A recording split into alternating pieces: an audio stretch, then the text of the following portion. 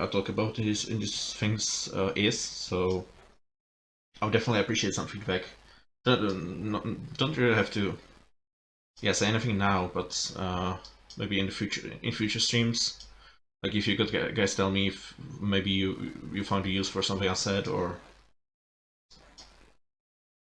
no, thank you, Jakarta. I really appreciate it.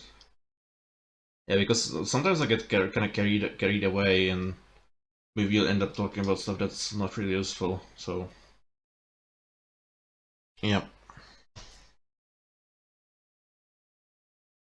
Oh my god, I forgot to take this. But now we are done with Germany. Finally, which was by far the longest list I had of locations. Yeah, it's like twice as long as both Austria and Switzerland, so we should get through these fairly quickly, I think.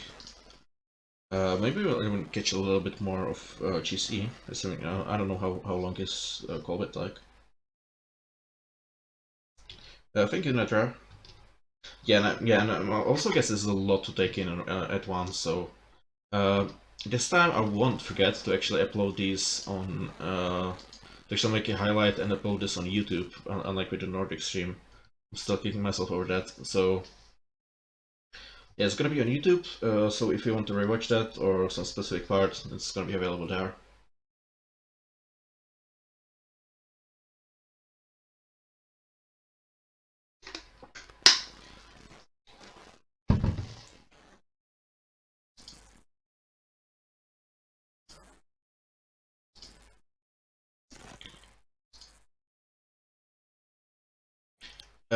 I guess back.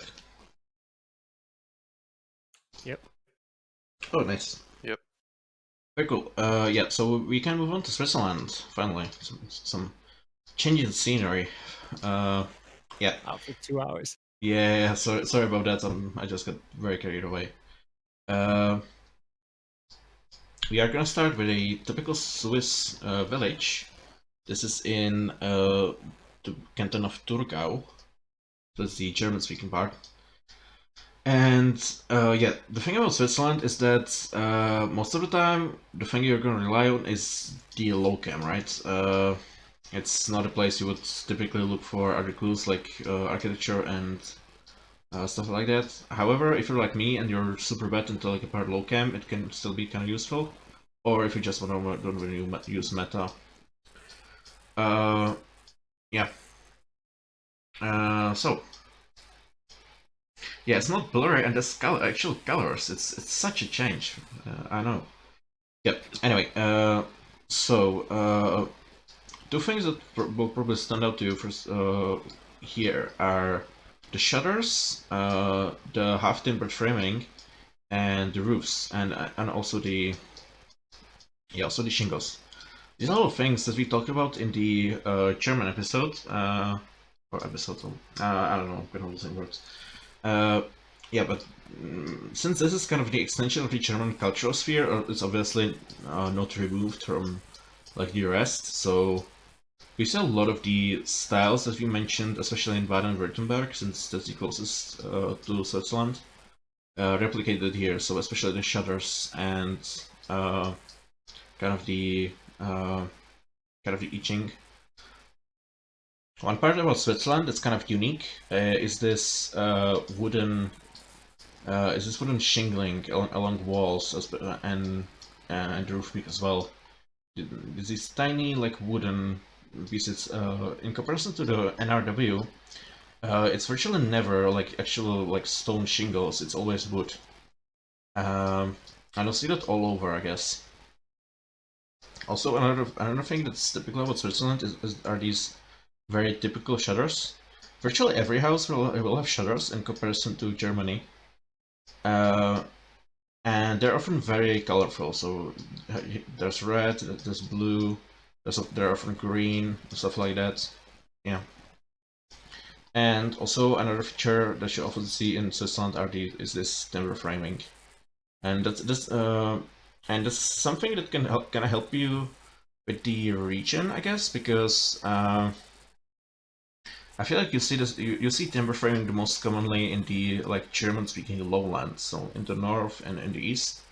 Whereas in the Alpine parts, you will virtually never see it, and in the French-speaking parts, like around Geneva, it's less common as well. So it's like the German-speaking lowlands and like Jura or the whole region of French speakers, so the north in general. Uh, yeah. What do you guys think? What do you like associate with Switzerland? Yeah, it's probably the one thing that's most distinctive here is probably the house with the red sort of the other one that you're not looking at right now. Oh, here. Not the one with the shutters, that one. Yeah, that one. Because I feel like the other house, just with the red shutters, feels like it could just as well be somewhere in western parts of Austria. Um, but this feels a lot more distinctively Swiss to me. I might just be imagining it, but that's just the feeling I'm getting. Yeah, yeah, definitely, definitely. We're probably gonna see more like distinctly Swiss examples later. Just like I can imagine all of these houses like somewhere else. Like I can see this in Alsace. I could see this, as you said, in Austria. Yeah, I think what would stand out here to me the most would, like for example, if we were to look at this house, what would make it stand out from Austria would for me be the colorful shutters. So I feel like in Austria and for Arlberg, oh my god, it's so hard to say. Uh, Vorarlberg, yeah. uh, the shutters are typically wood colored, whereas in Switzerland they're always like these wild, flamboyant Yeah, colors. true. Yeah, and here again, very very wild. And every single house has shutters here, which I don't think it's a case in like either Germany or Austria, even the western parts. So definitely something I would mention as Mm. well. So yeah. Do you guys have anything more to say about this place?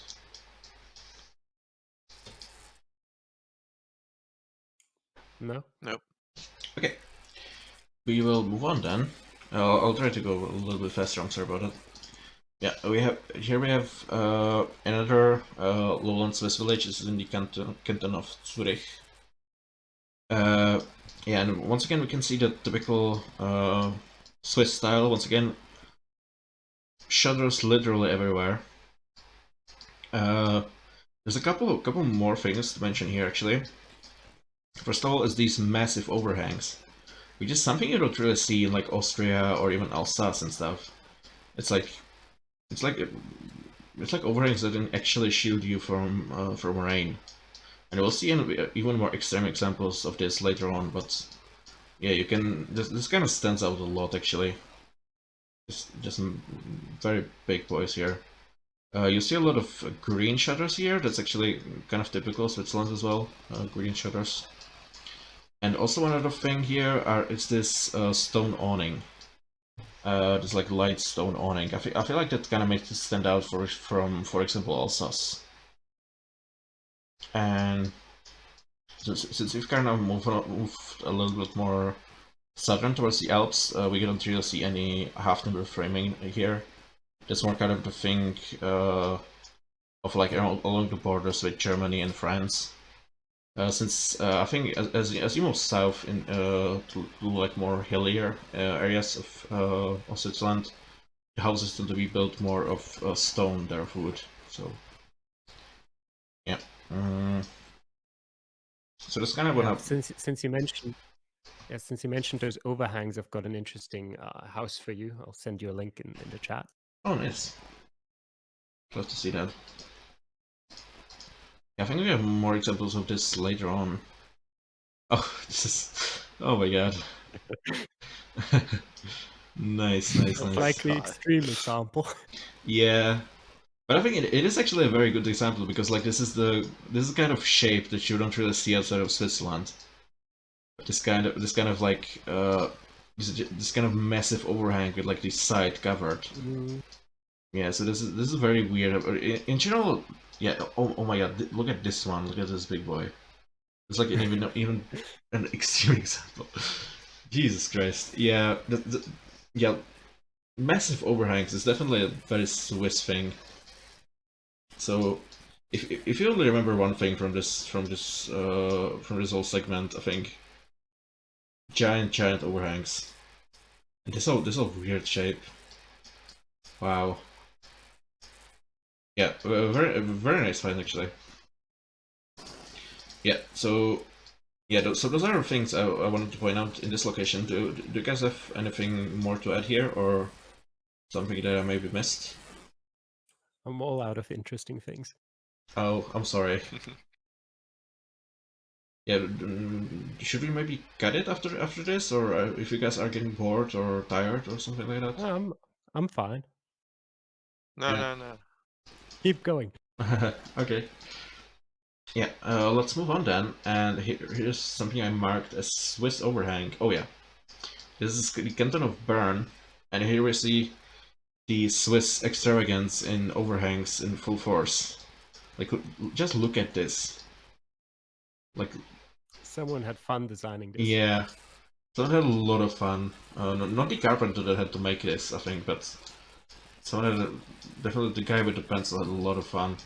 And this is something that you don't really see outside of Switzerland. These like massive overhangs in the front of the house. With these like really funky shapes.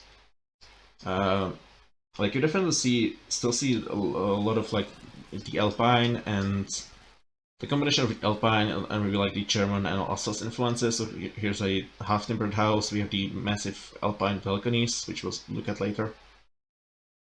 But just these like again giant overhangs with these weird funky shapes. That's just a Swiss thing. I can't really think of a place anywhere else where we would have houses like this. So yeah. Have you guys noticed these kinds of houses before, or? I haven't at all, which is surprising to me. But yeah, now that I Yeah. know it, I'll never miss another one. Yeah, it's actually really good because it's like one of the few types of actual overhangs where you can actually hide from the rain, as I have done myself before. So it's very nice. Yeah. Do you guys have anything else to add about this location, or could we move on? We can move on. Yeah. Just a quick bam there. What's up with the Swiss? Gold made them go crazy. And what's up with this roof shape? Jesus Christ. Okay, let's just move on. I think you should have had Redux here to explain, kind of. Yeah. Then now we are moving to the French-speaking part of Switzerland. That was the German-speaking part, and that's where you'll find most of those like very typical features that I showed. But in the French style, in the French part, you'll see a lot of those, but it does obviously a lot of influence from France as well. So here, the note I wrote was French style shutters. So I don't know if you've seen my shutter guide, but this is the style of shutter. It's like basically like just a plain wooden plank. That's kind of heavily associated with France, and you can see these all over here. This is in the canton of Vaud, so I'm sorry French people, I don't know how to pronounce it, which is like north of Lake Geneva. And Probably just Vaud. Vaud, yeah. Yeah, and you can definitely see the French influence here. You can still see the elements that I pointed out. So the stone awnings, shutters everywhere. There's a massive overhang over there as well. But yeah, the shutters definitely here would make it stand out from the German-speaking part for me. Since, as we've seen in the German-speaking part, the shutters are typically like very segmented, with those tiny little, I don't know, lines, vertical lines. Whereas here, a lot of these are just this, yeah, this plain plank, is what I call French style. Uh, yeah. Is there something else here that you guys maybe use to maybe feel that this is the French-speaking part, apart from the French, obviously? I think to me it just looks a lot less alpine in general. Yeah. Like a lot of the wooden elements in the houses are gone here. Oh yeah, definitely. And the color of the stone. Oh yeah, the color is different as well. Yeah, these are different the stone houses here. Yeah, some bigger balconies as well that don't have a lot of wooden elements, so they definitely stand out as well. Yeah, for me personally, the shutters would make the biggest difference here, and like obviously the French, you know. Yeah. Yeah. So if you guys don't have anything more to add here, I think I'm gonna move on. Try to speed this up a little bit so you guys don't fall asleep on me. Also, if you haven't seen this, here's my shadow cheat sheet. I can link the link into the chat actually. Yeah, and you can see the France plain style here that I mentioned. And yeah, here's the Swiss style with the like green and just like tiny little segments. So that's kind of what I would use there. But anyway, we are moving on from this place to the proper Alps. Yeah, and you'll definitely see the difference very much immediately. In that there's a lot more wood involved here. It's like a typical Alpine farmhouse that's inside a village, but you'll see these outside of villages as well. And it's like it's like a massive log structure. The windows are smaller than we've seen in the lowlands since the winters are harsher. It's just all natural wood. There's no colorful shutters and stuff like that. Yeah, something I would point out here as well are these connected windows, like when you have 2 or 3 next to each other. So,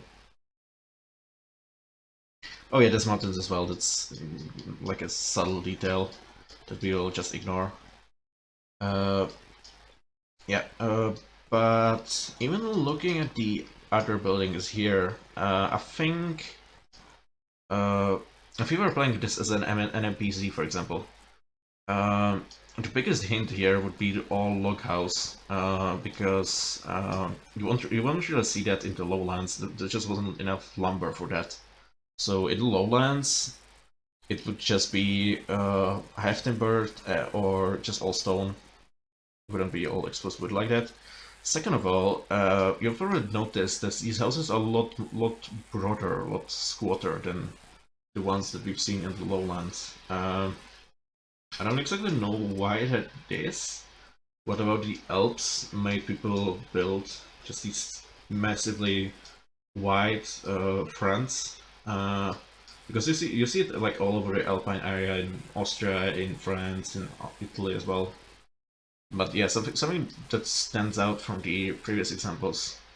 Also, I don't know why, but the overhangs are a lot smaller here, which kind of doesn't make a lot of sense to me because I think it would be even more useful for the snow and stuff. But I don't know. I guess they ran out of shingles, or I don't know.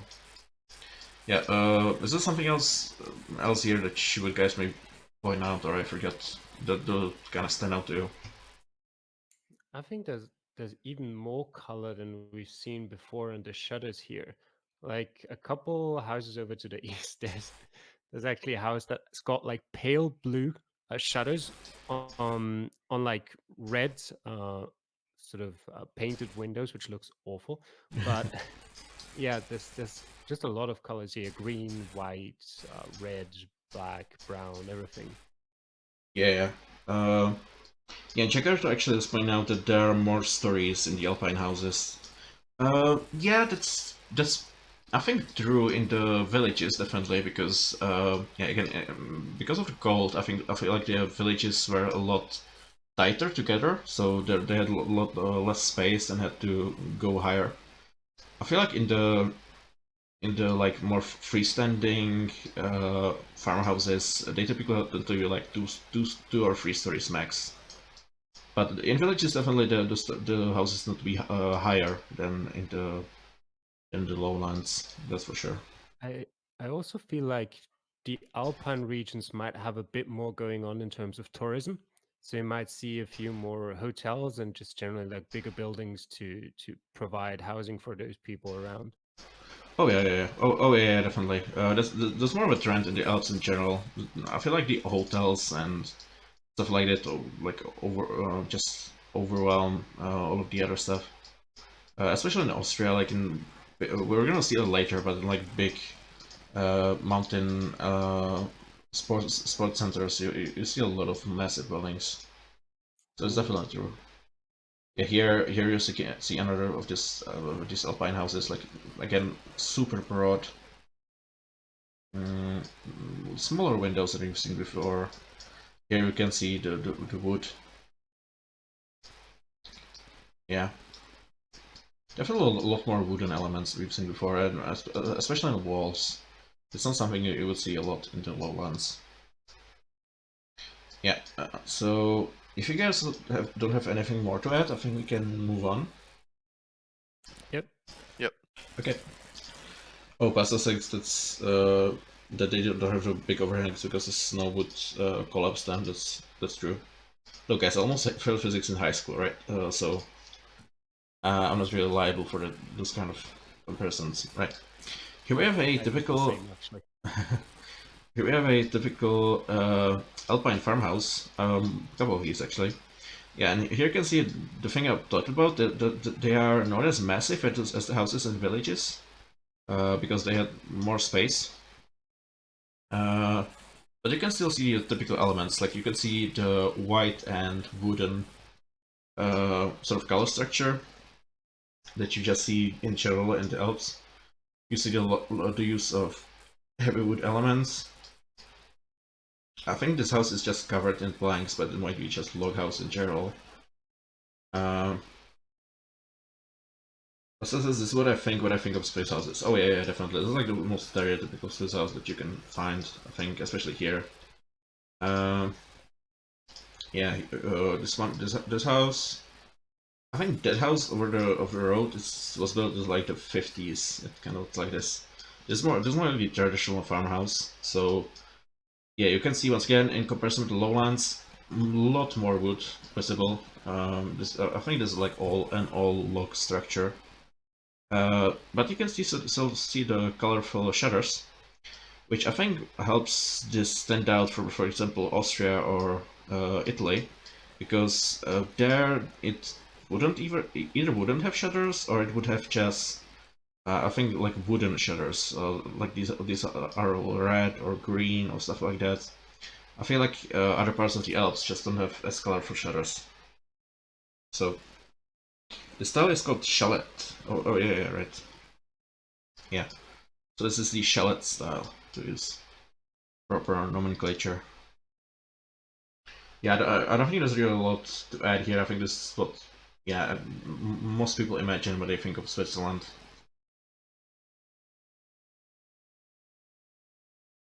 Stone foundation on top, yeah, yeah. Yeah, this one like broadly the Alpine style in general, but yeah, typical for Swiss are definitely shutters and the kind of connected windows, smaller windows here.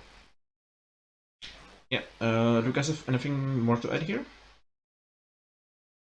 Not really. I finally know what chalets are. Oh, nice. Yeah, very cool. And we are moving down south to Ticino, which is the Italian-speaking part. And yeah, this I sort of added this as a way of distinguishing between different regions of Switzerland, since I think that could be useful.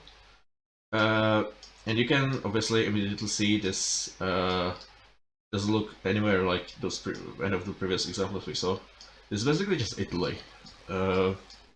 And honestly, I probably won't tell you any like tips on how you would differentiate this from Italy based on architecture, but I sort of just wanted to add this here to kind of point out that hey, this is a region of Switzerland and it looks super distinct. So if you get this and you see it's Locam, or you otherwise you realize it's in Switzerland, you're gonna get like over 4,900 points. So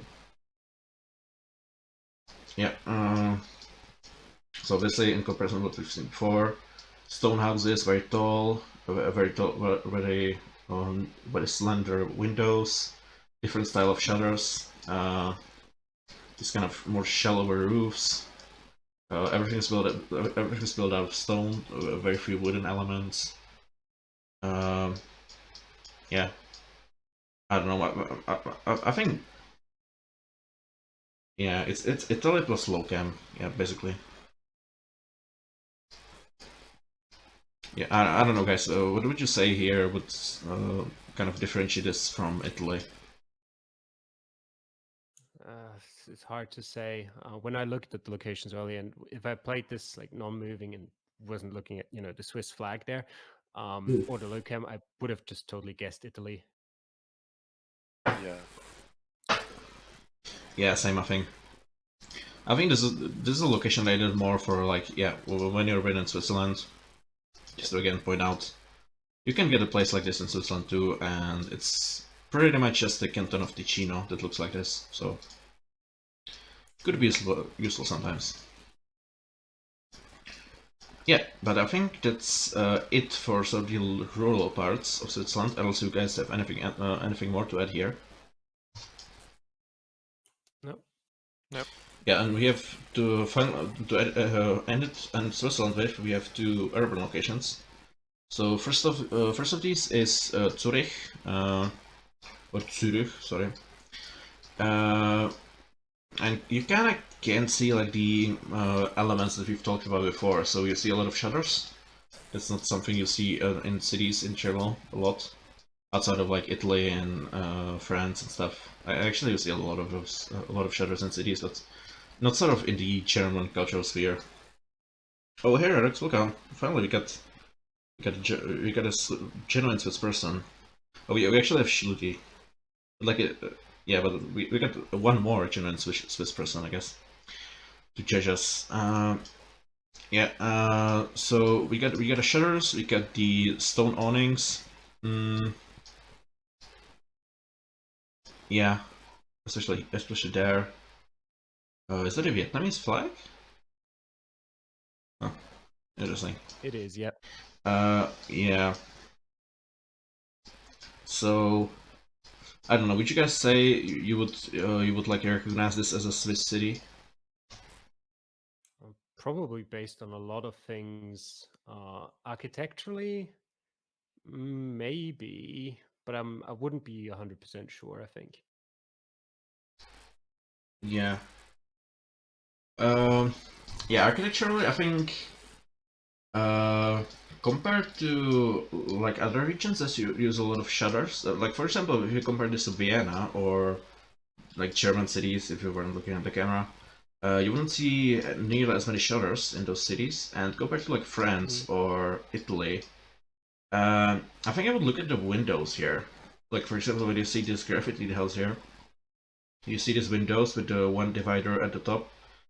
That's a type of window we just would very rarely, if ever, see in France or Italy or like anywhere in those regions. So there would be a big clue there. Also, the style of shutter.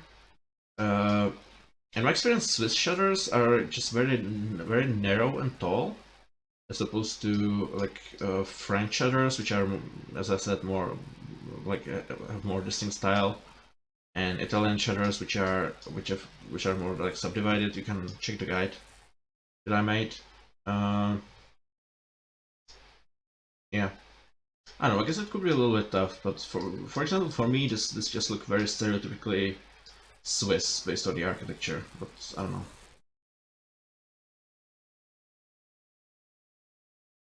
The street is famous for entertainment in quotes. Oh. Yeah.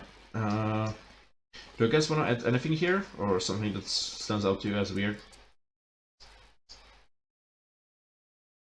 Not really.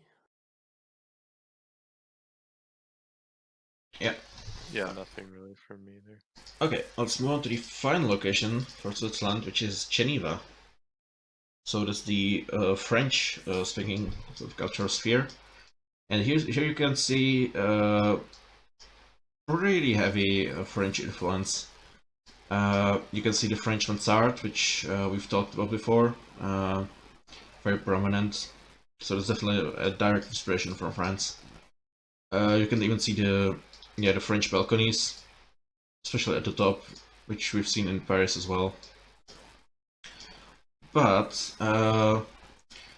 what would you use here to differentiate from France? So for me, first of all, would be the stonework around the windows. I feel like in France, that's generally like either whitewashed or on the other hand like a lot more prominent.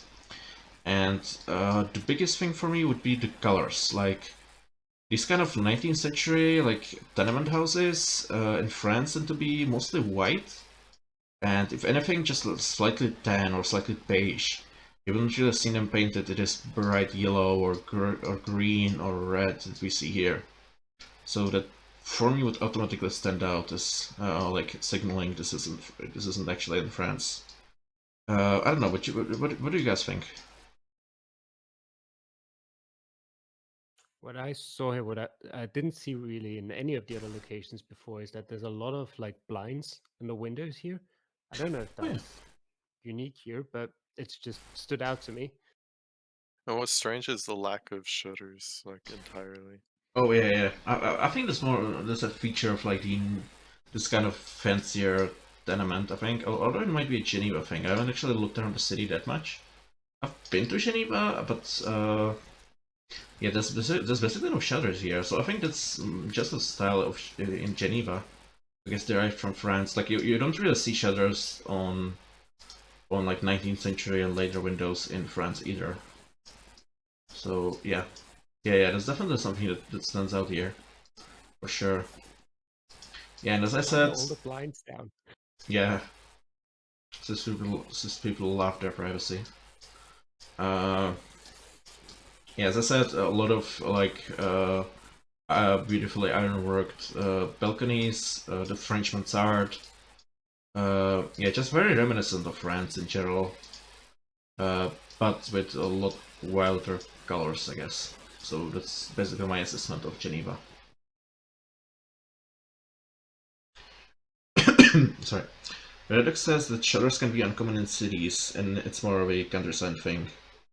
Yeah, I guess so, but we've seen a fair amount of them in like Zurich, for example, so it might be more, maybe it might be like a more German thing to do in cities, like on older houses, whereas the Germans and the French and the Italians prefer have long preferred the curtains. So yeah, do you guys have anything more to add here?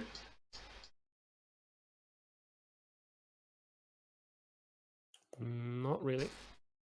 Okay, and we have one final giant overhang to say goodbye. Yeah, so that was Switzerland, and finally, we are moving on to Austria, the final country for today. So I think we're good. Actually, we still have Slovenia. Do you guys feel like doing Slovenia today, or should we just leave it for next time? Let's do Austria first and then think about it again. Yeah. Yeah, I guess so. Okay, so yeah. So the first location I have prepared, we're going to go sort of from north to south. So Austria, generally pretty recent. There are, I think it's one of the countries where you can sort of use architecture to kind of pin down the style a little bit more. So it could be kind of useful. So the first location I have here is in Scherding, which is on the River Inn, on the Bavarian border. And you can see this very, what I sort of talked about before, this super colorful style that definitely carries over into Bavaria. Yeah, and you can see it's a little bit plain, but very colorful with like little bits of ornamentation around the windows. It can just be paint, but it can be like fairly simple stonework as well. And also, there's another like sort of southern Bavarian slash northern Austrian thing are these like flat top house fronts. They are sort of masquerading the rest of the house, the sort of roof shape behind it. That's something you see a lot in those regions. You see that a lot in Czechia as well, in like historical town centers, but it's definitely a kind of Austrian invention. So yeah, that's definitely what I wanted to show off here. Calamity, do you have something to say about this as an Austrian? Yeah, just recently when I've started to look a bit more at architecture, once you told me you wanted me on the stream, I've noticed like just how colorful Austrian houses are in general.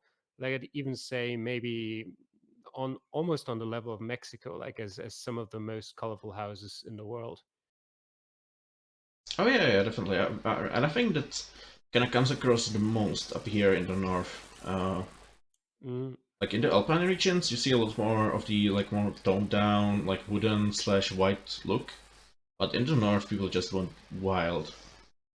So yeah. I also think this the church you can see there in the background has a relatively typical look for Austrian churches. oh yeah. Churches is something that I haven't really considered in these because I want to do like a special episode on sacral architecture or episode. I don't know what I'm Mm. calling this because that's kind of a whole separate I think discussion that I can spend another 4 hours talking about. So I've been kind of passing over the churches, and I'm gonna just do a special on those. So Mm. yeah, but that's definitely a good good tip. Yeah. Uh, yeah, RC, have you noticed the colorful Austrian houses before? Yeah, I don't know why though. Sometimes I kind of have trouble distinguishing Austrian houses from Czechian houses. So that's I don't know. To me, the roofs seem kind of very similar. Um, or even like Hungarian. Although usually I can tell like the Hungarian roofs like apart, but like it just the houses kind of seem very similar to me. Yeah. That's something I definitely can see because Austria is basically Czechia but better. Um, yeah, especially in architecture, since Czechia was obviously part of the Austria-Hungary, so a lot of like architectural trends post 1621 were basically imported from Austria. So, for example, this kind of especially on this side of the square, uh, a lot of like old towns in Czechia will look like this. Like lots of shared properties, maybe not as colorful, um, but yeah, they look very similar. I guess what I would kind of look for is like the general repair of the houses. Like Austrian houses in general have a lot better maintenance, and also I think they tend to be just more colorful in general. Like as I said before, we're gonna talk about this more in detail next time, but a lot of Czech houses, especially older one in the countryside, tend to be painted this like very beigey, light gray, whereas in Austria they just tend to really go wild on color. So One more thing I've noticed is that I don't know how common this is in other countries right now, but a lot of Austrian houses have, especially in these sorts of villages, if they've got like shop names or if it's a municipal building, they've got it written on the building directly. oh yeah, we can actually see that here, I think, or there. Hmm. Yeah.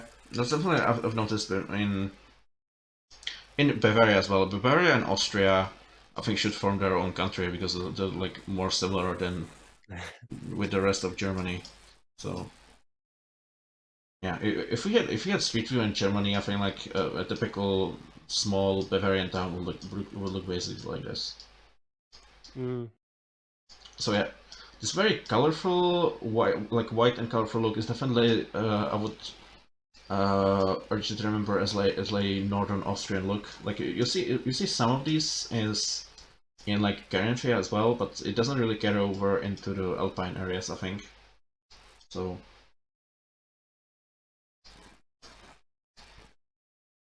Yeah, but unless you have anything more to add, I think I can move on. Hmm. Okay, we have an Eastern Austrian village. This is in Burgenland, I think. No, it's in Styria. Yeah. So, but in either case, it's close to the border with Hungary, and you can probably see a lot of elements of Hungarian architecture if you're familiar with that here.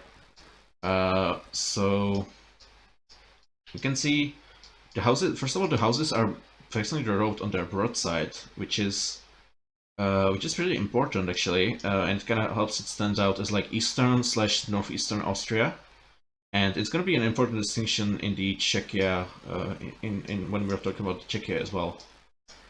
But yeah, houses facing the road on their broadside, which is very uncommon in Austria, I think, especially in comparison to like the Alpine regions, where the houses have like these massive front-facing like roof peaks. This is kind of interesting. You also see shutters, which is kind of as well kind of a Hungarian rural thing. You see a lot of these curtains, which again very common in Hungary, not as common in rest of Austria, I would say. Big balconies. You can see this is like warmer than usual.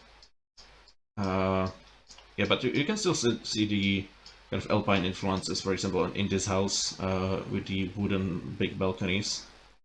And you can also see an elements of what we've seen before with this like a very colorful house with like white elements around the windows. And if you look around, we see kind of more of that. We have this, yeah, we have shutters. We have houses facing sort of on their broadside. Kind of like pretty narrow and kind of squat, which is kind of uncommon for the whole Alpine region. I don't know what would stand out to you guys here. Most of the things that stand out to me are just not really connected to architecture. Like it's just very flat for Austrian standards, which points you to the east. Oh yeah. And also another thing that's like maybe got something to do with architecture is if you turn around at the gas station that was there on the other side, there's a sign just a bit to the right of that says Puntigam on it, which is a beer brand in Austria. And you see those kinds of signs around the lot, and they're usually in sort of the area where those beers are brewed. You sort of have these kinds of brands. So if you're familiar with some of the bigger ones and you see them around quite a bit on restaurants and stuff like that, you can also tell what area you're in. Oh, that's a good tip. Yeah. Beer's gonna be very useful in Central Europe, definitely. Yeah.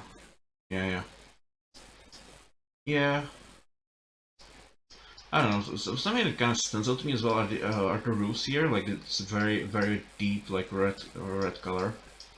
It's like very earthen, I guess. I don't know. Does this kind of remind you of Hungary, or is it just me? Yeah. Yeah, it does. Yeah. Yeah. So that's definitely something I wanted to mention. Yeah. So the curtains, balconies, the houses on the broadside.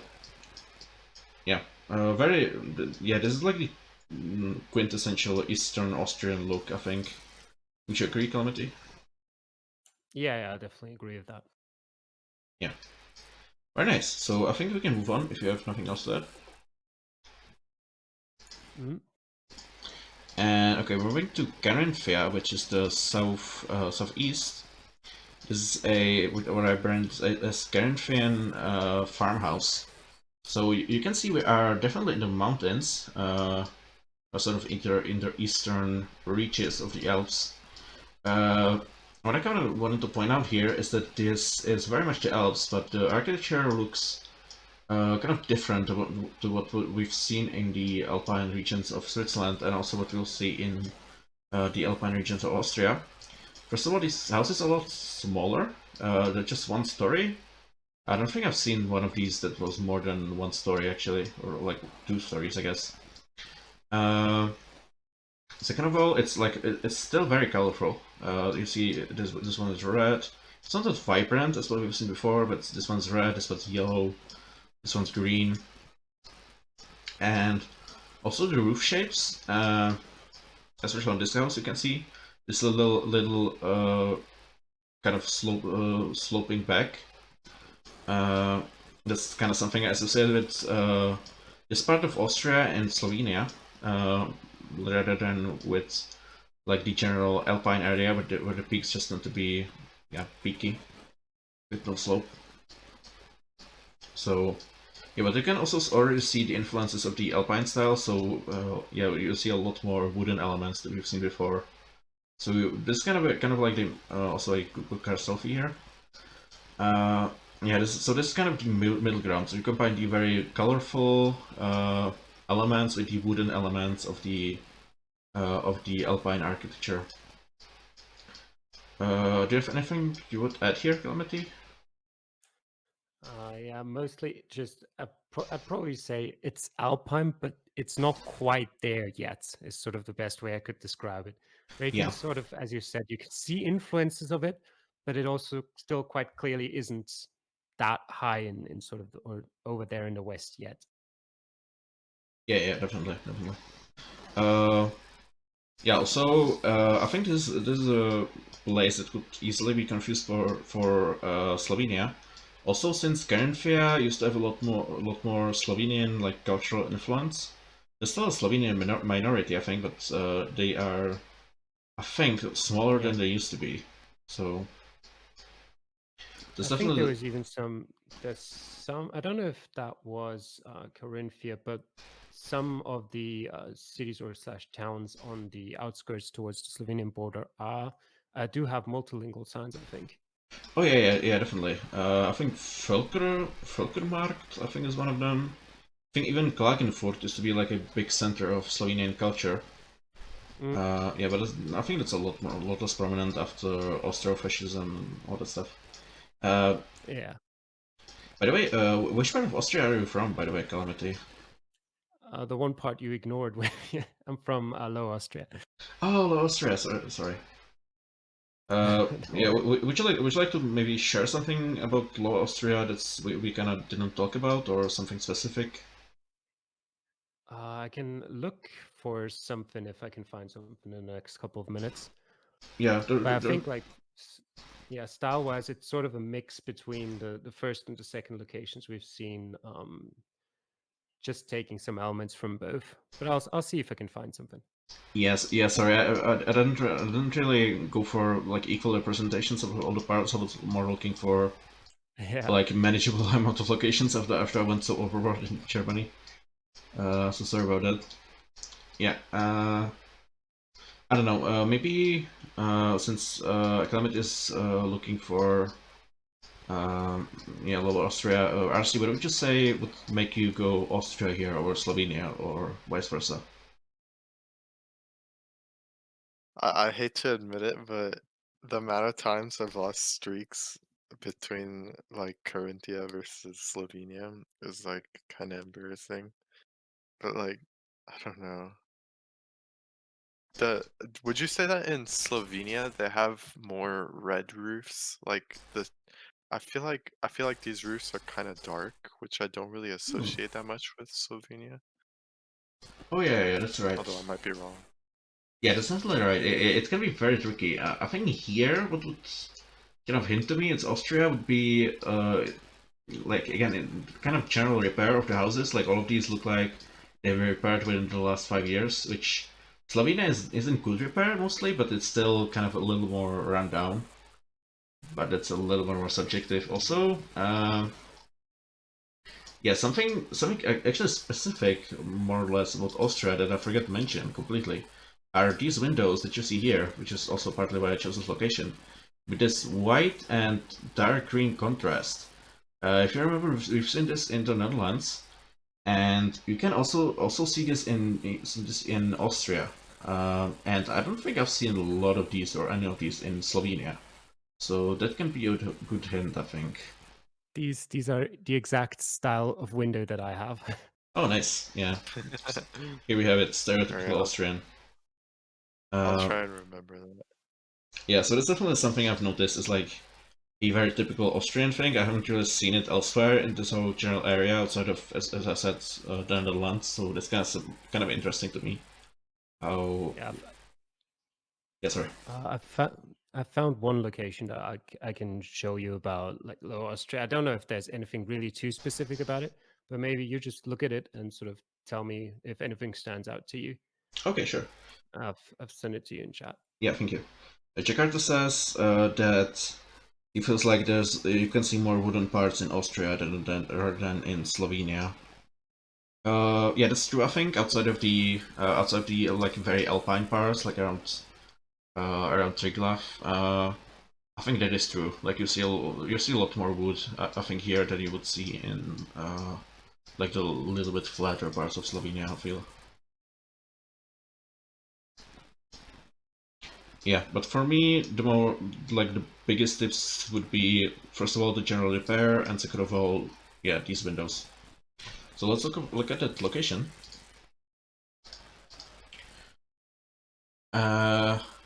Okay, so we are in St. Polten. I'm sorry. Yeah. Yeah. Oh yeah, those are the what is it called? What do you call those mountains in Austrian, by the way, or it's German? I'm not quite sure what exactly you're referring to.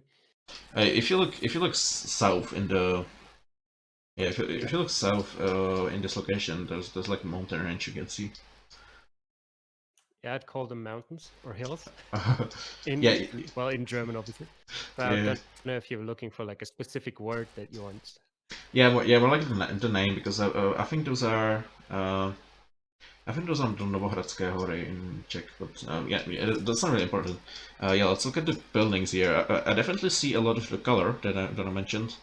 So a lot of color with like the white elements that we've seen, especially on this side. I see a lot of dark roofs. Yeah, so that might be something that RC mentioned, that Austria has a lot more dark roofs than Slovenia. I definitely feel like Slovenia is kind of leaning towards that Balkans standard of like bright red roofs, but maybe not quite there. I also feel like there's just a lot more flat roofs compared to what we've seen in the other countries before. Oh yeah, shallower roofs, definitely. Yeah. That's for sure. Yeah, so the vibrant colors, the roofs, maybe the big balcony here, as well. Yeah. Is there anything you would like point out here as like standing out as a Lower Austrian thing?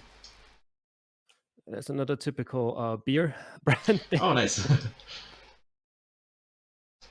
But other than that, not really, apart from, as you've said before, I think like generally that sort of area, sort of the north in general, but more so the northwest has the most colorful houses, I think. Yeah, apart from that, not really too much. I also feel like the camera quality here is better than in sort of the more southern parts, but that might just be me imagining things. Yeah, the camera definitely. Yeah, you can definitely guess the part of Austria based on the camera, but like more in like terms of the buildings. If you maybe know some like local specialty, I guess. Give me a couple more seconds. Okay, no worries. Yeah, I think in the meantime we can move on to another locations. Yeah, moving into the Alps actually. So we are in Tyrol, and I think this is kind of the stereotypical look that people associate with Austria. You can immediately see the similarities with the Alpine style houses we saw in Switzerland, but also some differences. You can see the combination of the like sort of white or very light colors with the wood. We have these massive balconies at the front of the houses, like here and here. And also how just massively like squat and broad these are at the front side. But also there are some differences as well compared to Switzerland. First of all, we don't see as much wood here, I think. There's a lot more, I guess, paint. Second of all, as we can see on this house over here, there's still some kind of I don't know, I don't know how to say it in English. Kind of reverbs of like the Austrian obsession with color. So I feel like in Switzerland this house would just be white, but here we still see some color. And also there's something that we will see that I've prepared a better example of, but you see this like artwork around the windows. If Archangel Michael, I think, and these like pretend decorations around the windows. It's like this. I think this house actually is. I think this house is stone, but some of these are wooden as well, and they just either didn't want to make stone ornaments either because of the snow or I don't know, or just couldn't afford them, so they just painted them on, and it can be super intricate, very colorful, and it's something definitely associated with the Austrian cultural sphere in the Alps. You can see a lot of this in northern, in like South Tyrol as well, but especially in Tyrol. So it's something that I definitely want to mention. This kind of painting style. Oh yeah, and as Marduk pointed out, there's a lot of religious imagery here as well, because Tyrol is very religious. So.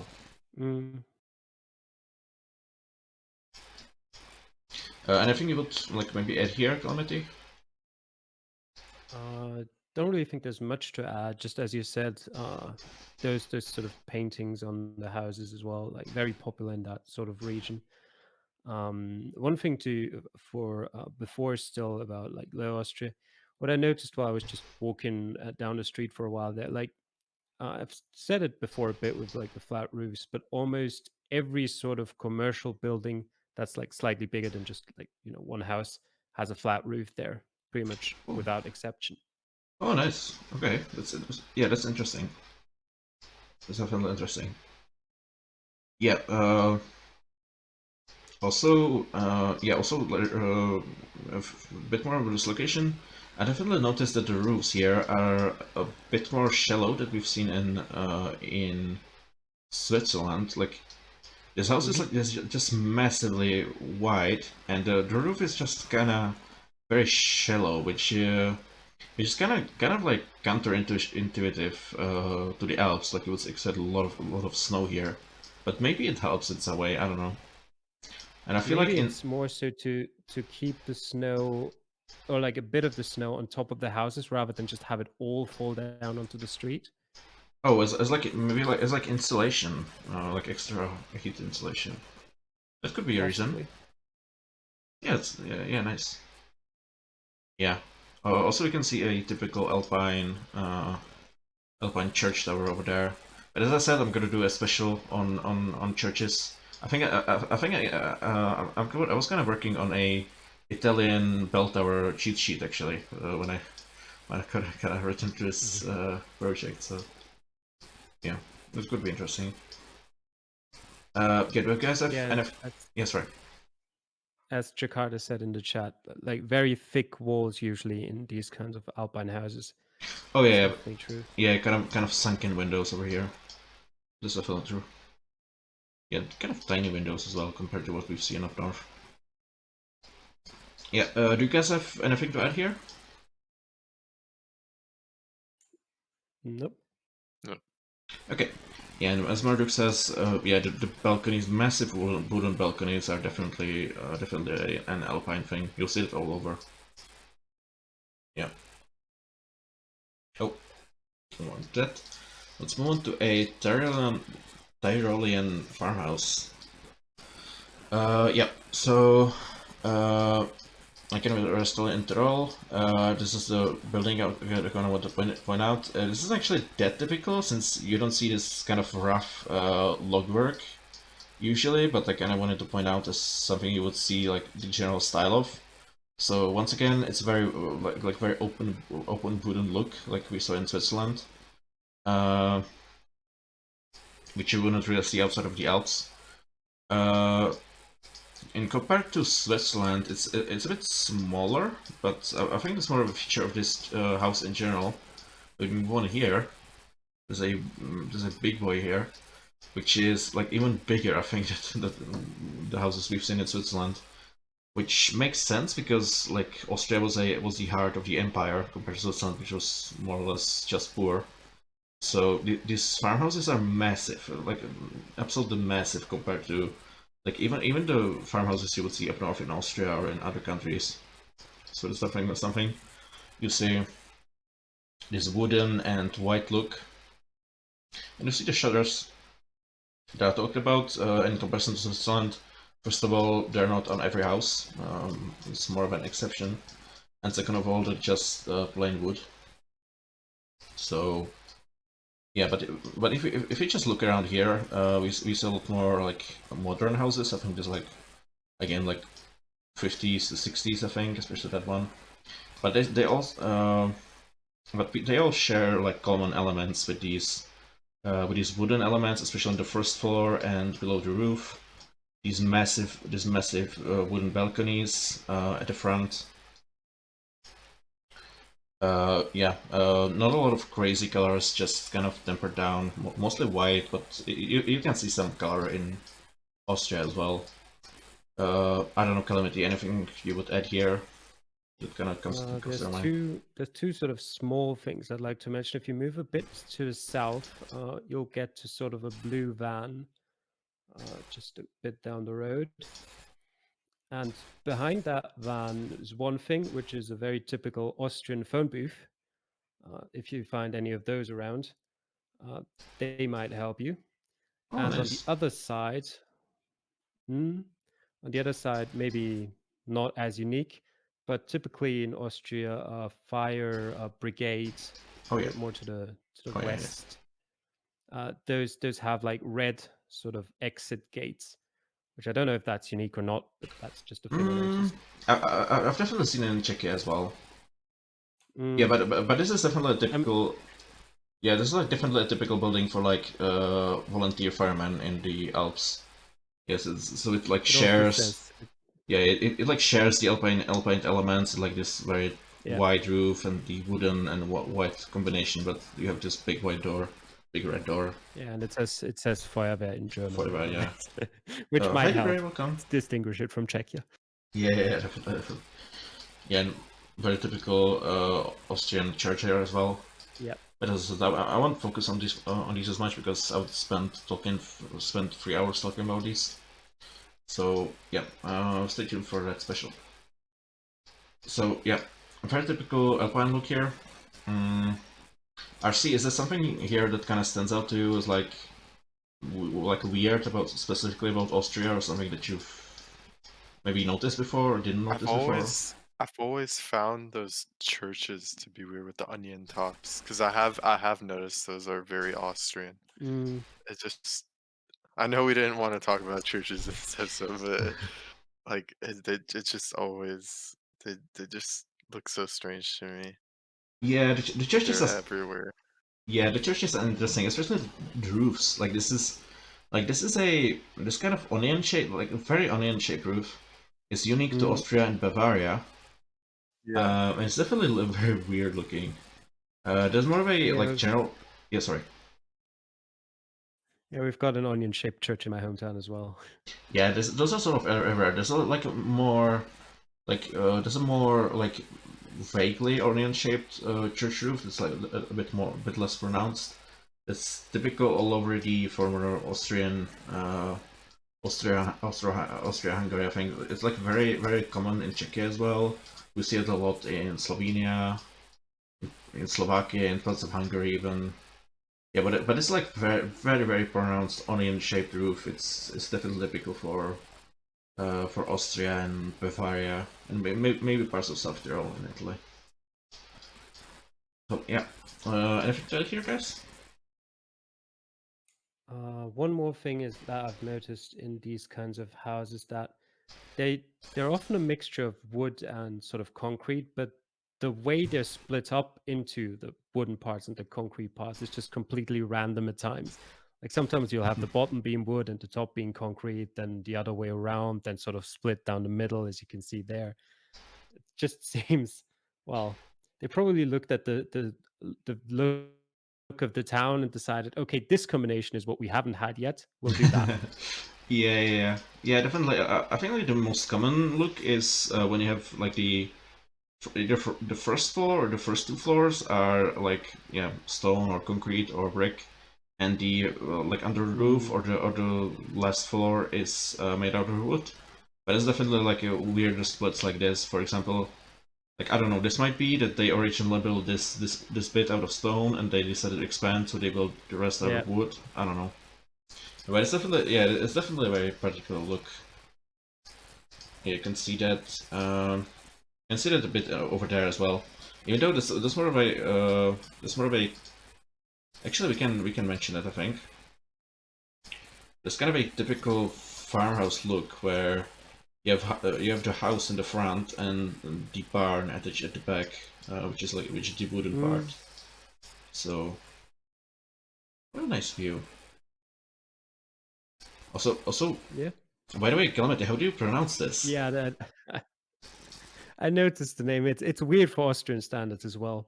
You'd pronounce it Schlaps. Oh my god. Yeah, it's unusual. Oh Jesus Christ! I got so spooked by this thing. And it was taken August 2019, and it's wearing a respirator. Coincidence? I think not. Anyway, let's move on. Yeah, we have Vorarlberg village houses. Yes. This is in Schwarzenberg, which is I think like a pretty famous village in Vorarlberg for its heritage. And I kind of wanted to show off this region as very distinct within Austria, I think, since it is like beyond the Arlberg Pass, which kind of separates it from. This is like the westernmost bit of Austria by Lake Constance by Switzerland, and separated from the rest of Austria by the Arlberg Pass. So it's very like culturally distinct. They speak a different dialect, I think. They speak Alemannic, which is closer to like Southern German and Swiss dialects, if I'm not mistaken. Yep. Yeah, and as you can see, the architecture style here is very reminiscent of the Swiss ones we've seen, rather than what we've seen in Austria. So you still have this like wooden and white look, but you see this shingles on the walls that we haven't really seen in Austria, but we saw in Switzerland. So that's one thing that definitely stands out here. Second of all, basically every house here has shutters, which, as we've seen in other examples, is not really a thing in Austria. Like, houses can have them, but it's not super common. Yeah. But so what would help me distinguish it from Switzerland here would definitely be the lack of color in the shutters. Like if this was Switzerland, this would be red. This would be bright blue. This would be green. This would be light blue, whatever. But here it's just all natural plain wood. Only hints of color are over there. Which is kind of interesting, like how Austrians are usually obsessed with color, but here they're kind of more toned down compared to their neighbors. What do you think, Calamity? Yeah, I agree with you. Vorarlberg is actually the only Austrian state I've never been to, so I can't say too much about it. But probably Vorarlberg is the thing that you can use to tell apart that from other places in Austria is that it's still relatively flat, despite the alpine look of it, which everything else that's alpine is sort of very, very mountainous. You've got some hills around there, but it's all a bit lower down. Oh yeah, definitely. Also, just want to point this out, massive Swiss overhang. Just kind of a reverb. Yeah, this is just a very particular look, like especially with these shingles on the walls. There's just something you don't really see in the rest of Austria. Like you have wooden element, like you have wooden floors, but you don't see these tiny shingles all over the walls. Yeah, those are probably the best thing to tell it apart Yeah. from other parts of Austria, if you know you're in Austria. Yeah, as well as the prevalence of shutters, and yeah, as for telling this apart from Switzerland, I would definitely look at the color of the shutters here. Yeah, and as you said, definitely the landscape is really low. It's like decently mountainous, but like you don't see those snow-capped peaks everywhere, like in Tyrol. Actually, yeah, it's more so like very hilly. Oh yeah. Yeah. Yeah, actually, I researched this part of Austria pretty heavily because I wanted to go here for a hiking vacation last year, so that's kind of why I wanted to include this. Yeah. Is there anything you want to add, guys? Or should we move on? Yeah, we can move on. Yeah. Oh yeah. One more thing I kind of want to mention is that after Austria got defeated in World War One and kind of split up, Vorarlberg actually voted in a referendum to join Switzerland, and the Swiss turned them down. So, yeah, just kind of an interesting tidbit. Yeah, and here we have a couple more general examples and some urban locations as well. So first of all, here's a paint that I mentioned before, and this is like a kind of an extreme example, but it's a very good example of what you see. You see how amazingly like intricate these are. Like every single window. And like the house itself is like very plain, but they just went absolutely wild on the painted decoration. It's very beautiful to me. But it can be a little bit too much actually sometimes. But I kind of like this one. Yeah, this is something that I very much find to be like a Austrian like Alpine thing. I don't know why they did this instead of like the regular ornamentation. I guess maybe it's like a weight of the snow or something like that. But I think it's also a lot cheaper. oh yeah, definitely. Yeah, just wanted to look really fancy, but I didn't want to pay for it. I guess. Also, something that stands out to me here is that all of these little ornamentations are different. Oh yeah. Which I think is really cool. Yeah, that's pretty cool. Yeah, there's like portraits at some of them.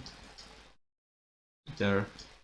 Yeah, we also have one over here, which yeah I think these are slightly different on each of these as well. Yeah, they really went wild with these. That's the reason I really like these. It's because they weren't really constrained by anything. It was just paint. They could just do basically anything they wanted. Yeah, but definitely this is a very Austrian thing. I connect with this, as well as you can see like this broadly like Alpine look, with this just massively broad front side. Yeah, and you can still see it's very colorful. There's a greenhouse over there. So yeah, still reverbing sort of. I don't know. Anything you guys want to point out further here that kind of stands out to you? There's an interesting house a bit over to, I think that's the west. I don't know if that's typical for anything, but it sort of goes in line with the weird architectural styles that Austrians try out occasionally. Sometimes they work, sometimes they don't. I'll send you. I'll probably send you the link. That's probably okay. easier. Okay. This is an interesting house. I think it's more like 19th century. Yeah, let's take a look.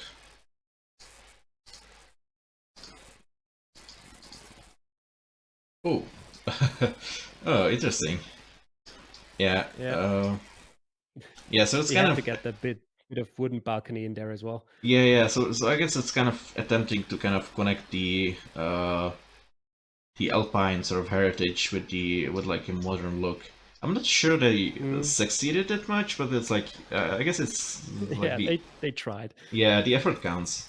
That's something I kind of like about Tyrol and like the Alpine regions in general is that even like very modern buildings kind of try to keep the general style of like the general look, like with the broadside, the roof, the balconies and stuff.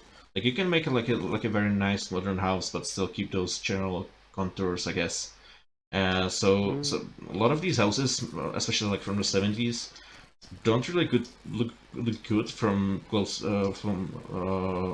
like a close up. But if you look at a like Terrarium village from far above or outside, it just looked very coherent, like very nice, as opposed to like elsewhere in Europe where everybody just sort of built whatever they wanted after World War II and kind of ends up looking very incoherent. So it's something I kind of appreciate about Austria and like the Alps in general. I don't know how you feel about it. Mm. Yep, I agree. Yeah. So if you guys have nothing to add here, we can move on to what I call the Austrian bay window. It's gonna be a quick one, but yeah, this is what I want to point out. This kind of triangular shape of the bay window is something I notice very commonly in like the Alpine areas of Austria, and it's definitely heavily associated with the country. This isn't just in Austria. You can see this in South Tyrol and parts of Switzerland as well, but it's definitely part of the like Austrian cultural sphere, like an Austrian cultural export, I guess. So yeah, have you noticed it a lot as well, Calamity? Yeah, it's hard to say if I've noticed it a lot. It doesn't really stand out as something too special to me, so that probably means it's not that uncommon in Austria. Yeah, I definitely see a ton, especially in Tyrol. So it just Yeah. stands out to me as like a very Austrian thing. As I said, it can be a little dangerous because it's also pretty prominent in like South Tyrol, so it's obviously that's basically an extension of Austria. But yeah, just wanted to mention that. Mm. Just some nice Tyrolean church. Yeah. So that was a quick one. Do you want to point anything else out here, maybe? I can't really see anything. I kind of like the way the pavement is laid out here. I feel like these sort of stone pavements are also relatively you see those relatively often in Austria, but I don't know how often you see them in other countries. Yeah, yeah. This doesn't really look special to me. It's kind of like you see these in like a lot of like old town areas of Central Europe. I feel like. Yeah. Also, we are in Vorarlberg once again. I would like to just point out how a lot of these houses have shutters. Once again, it's kind of like a yeah the proximity to Switzerland, I guess. So yeah, as we have nothing to add, we can move on to the final two urban locations. Mm. Okay. Okay, so this is in Linz, which is in Upper Austria. So this is kind of a typical like urban location you would see, I think. So what I would point out here, I think, would be first of all the colors. Once again, it's not just villages, like even in cities. So you have bright orange here, you have pink, you have kind of red, you have yellow there. It's a little bit more toned down, but definitely you see the very bright colors. I think even in comparison to other like Central European countries that kind of tend to be more grayish or more kind of tempered down. I don't know what else. What else I would say. You don't really see any exposed brick or exposed stonework. That's definitely also yeah something I would mention. Uh, there's also what I would say. It's in general like better repaired than you would see in like Czech Republic or Hungary, which you might confuse this with possibly. So I don't know, Calamity, is something that stands out to you here? Yeah, it sort of just feels like a bit of a toned down version of Vienna in terms of the ornate style, where it still kind of goes for it, but not as extremely as Vienna. Yeah, the rest of it just looks pretty like typical Austrian bigger city. Yeah. So this it's very ornamental, but also very colorful. As I said, even the modern buildings are very colorful, rather than sort of grayish, as you would see, as we saw in Germany, as you would see in a lot of other countries.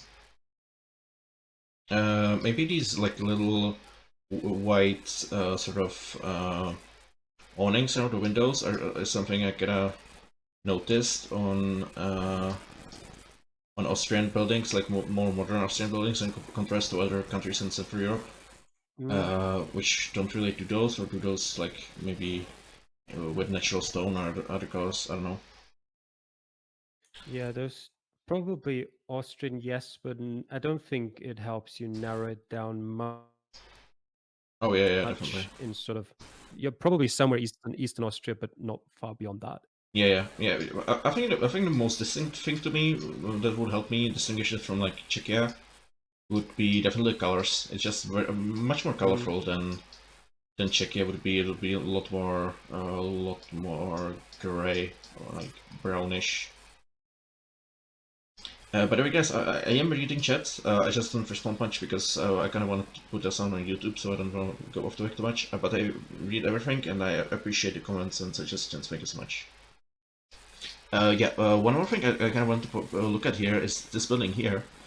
I kind of struggle to put it into words, to be honest, but this is something that just looks typically Austrian to me. Would you agree, Calamity? Kind of. I feel like I've seen similar houses in Vienna, sort of this round edge that stands out a bit, but usually like maybe with like 2 stories more in Vienna. Um, I don't really. It's kind of an overall picture though. Like I don't really have one thing to point out about this that would make me say this is definitely an Austrian thing. Oh, yeah. Oh, wait, I'm unmuted. Oh, yeah, I'm muted, sorry. Yeah.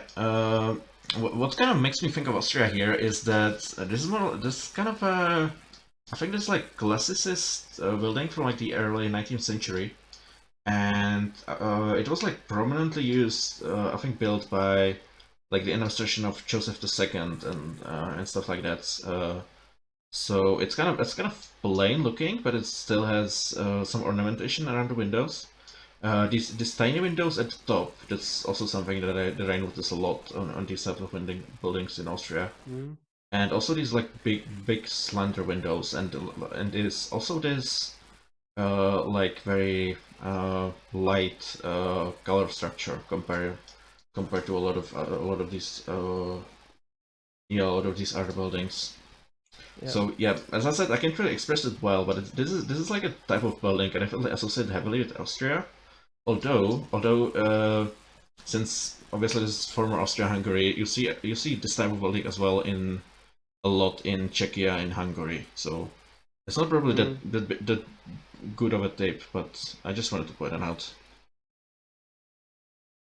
Yeah, one more thing that Nedra mentioned in chat as well that I wanted to bring up as well, but haven't found the right time yet, is street signs in Austrian cities. Oh yeah, Because for sure. they're not all of them, but quite a few of them are unique to the respective city. You looked at one earlier. There's kind of like a red-white thing in Linz. Vienna always has the. Wait, I can just give me a second. I'll send you. Yeah, You have to look for one yourself. I'll yeah. send you a link. I think Vienna is, if I remember correctly, Vienna is blue, Graz is white, and Linz is green. Graz has actually quite a few green ones, especially I know the district of Jakumi has green ones. I think there's a couple others as well. Also, the most important thing probably to tell them apart is Graz Graz and Vienna have the number of the district on them, but Vienna uses Roman numerals, while not Roman, like the normal numbers we use, while Graz uses the Roman numerals. Oh yeah, that's interesting. Yeah, I feel like this used to be more useful back when we only had like a couple cities in Austria, but it's still useful to know, I guess. Yeah. So that's definitely a good tip. Yeah. So I think with that we can move on to the final Austrian locations, which is in central Vienna. I think this is your location, Calamity. So maybe. Yep. Yeah. What did you want to show off here? Yeah, a couple of things. The one thing, of course, as you can see without problems here, it's very ornate. Like Oh yeah. pretty much just put as much sort of fancy stuff on there as possible. And also another thing that I've read in an article is that for a lot of these buildings in Vienna, they designed each floor differently. So if you look at the facade there, you can sometimes see Oh, even yeah. just slight things with the windows are different in each floor, or there's balconies on some of the floors, or the designs around the windows are different, and all kinds of small stuff like that. Oh yeah, that's very interesting. Definitely, yeah. You'll see a lot of these houses in Prague as well, and Budapest. Yes, again, it's Austria-Hungary, and those three were like the three centers of like money and power in the empire. So a lot of the architects and clients were just hiring from all over. So it's kind of all meshed together. But it's definitely, yeah, Austria is definitely, I think, noticeably like more opulent than either of those two, and definitely more than any of the other Austrian cities. So yeah, that's Yeah, like 100%. yeah, so it's a good rule of thumb. Also, something that stands out to me here, I don't know if that's like specific to this one street or like Vienna in general, but it's not as colorful as we've seen before. It's more like kind of toned down. It's more like these tan or beige or white buildings. Would you say that's accurate, or is it just this one street? Yeah, I think that's mostly sort of the central area of Vienna, and I think it mostly comes with the age of the buildings there. That back in the day was just all have it sort of be like slightly golden and have it look expensive, and like green or stuff doesn't look as good if Hmm. you want to show off your wealth. Yeah. Oh yeah, definitely. Yeah. Yeah. Also another tip to compare this with, I guess, Prague or Vienna. I probably wouldn't show on like a major shopping street like this, but I've actually been here not that long ago. I bought shoes in that store over there. But anyway, again, Austria is wealthier, so in like Prague or Vienna, at least a couple of these buildings I feel like would be kind of in a state of slight disrepair. They would be kind of grayish or brownish, not as well repaired. So I guess that's kind of a general rule of thumb. Also, that's not really an architecture thing, but since we're kind of sharing these general tips, here you can see company Liska. That's a Czech word. That's a Czech name. It means fox, and it's something you definitely see a lot in Vienna because again it was a very like a melting pot of people from all over the empire. So you see a lot of like not very German sounding like company names or surnames all over. There's a lot of Czech ones, Hungarian ones, Polish ones, or whatever. I especially notice the Czech ones because that's like so weird to me, but I'm sure there's more. Yeah, here you can see Czesnivsky, Liszka, That's whatever. Yeah, Polish, right? yeah, that's Polish. So that's definitely something I would kind of look out for if you're not sure which Austrian city this is, because I don't think that's something I noticed in other Austrian cities. I don't think that they were quite as multicultural. But in Austria, in Vienna, sorry, a lot of foreign sounding names. So that's kind of the gist of what I wanted to say there. Yeah. I don't know. Do you guys have something to add here? Something I forgot maybe? I think I've said everything I wanted to say. RC, do you have any like closing thoughts or something like that? Not really. Yeah. Yeah. Okay, so that was Austria. So yeah, guys, do you feel like going for Slovenia or should we just cut it here?